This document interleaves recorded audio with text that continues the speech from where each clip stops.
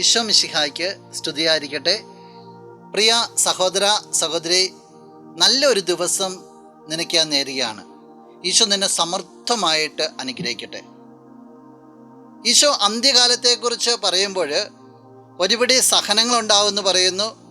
അതുപോലെ തന്നെ അവസാനം മനുഷ്യപുത്രൻ വാനമേഘങ്ങളിൽ വരുന്നത്, പ്രതാപത്തോടു കൂടി വരുന്നത് കാണും. അപ്പോൾ പലർക്കും പലതരത്തിലുള്ള അസ്വസ്ഥതകളുണ്ടാവും, ബുദ്ധിമുട്ടുകളുണ്ടാവും, ഞെരുക്കങ്ങളുണ്ടാവും. ആ ഒരു അവസരത്തിൽ ഈശോ പറയുന്ന ഒരു വാക്യമുണ്ട്. അത് ഇപ്രകാരമാണ്. വിശുദ്ധ ലൂക്കാ അറിയിച്ച സുവിശേഷം 21 28 തിരുവചനം. ഇവ സംഭവിക്കാൻ തുടങ്ങുമ്പോൾ നിങ്ങൾ ശിരസ്സുയർത്തി നിൽക്കുവിൻ, എന്തെന്നാൽ നിങ്ങളുടെ വിമോചനം സമീപിച്ചിരിക്കുന്നു. അപ്പം നിങ്ങളിതെല്ലാം കാണുകയും കേൾക്കുകയും ചെയ്യുമ്പോൾ അസ്വസ്ഥത പെരുകുമ്പോൾ ഈശോ പറയുകയാണ്, നിങ്ങൾ പേടിച്ചിരിക്കുകയല്ല ചെയ്യേണ്ടത്, ഓടി ഒളിക്കുകയല്ല ചെയ്യേണ്ടത്, നിങ്ങൾ ശിരസ്സ് ഉയർത്തി നിൽക്കണം. എന്നാൽ നിങ്ങളുടെ വിമോചനം സമീപിച്ചിരിക്കുന്നു. ഈ ലോകത്തിൽ നിന്ന് സ്വർഗരാജ്യത്തിലേക്ക് പോകാനുള്ള സമയമായിരിക്കുന്നു. ഇതിനെ പേടിയോടുകൂടിയല്ല കാണേണ്ടത്. കാരണം നമ്മുടെ സ്വപ്നം എന്ന് പറയുന്നത് സ്വർഗമാണ്. സ്വർഗത്തെ ലക്ഷ്യപ്പിച്ചുകൊണ്ട് നമ്മൾ പോകുക, അതിനുള്ള സമയമായിരിക്കുന്നു എന്ന് ഓർത്തുകൊണ്ട് സന്തോഷിക്കുവാൻ ഈശോ പറയുക.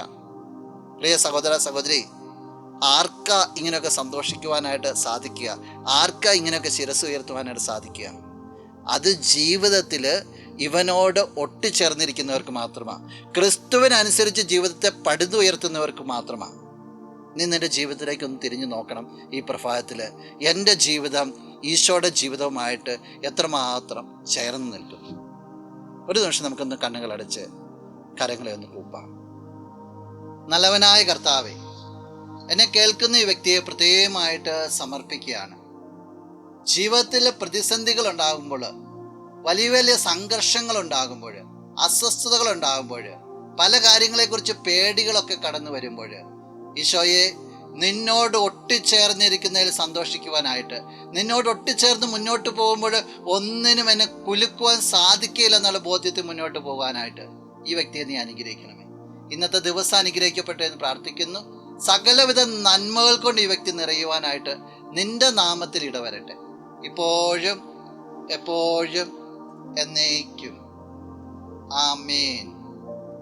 ആദിയിലും അന്ത്യനും നീ മാത്രമേ യേശുവേ.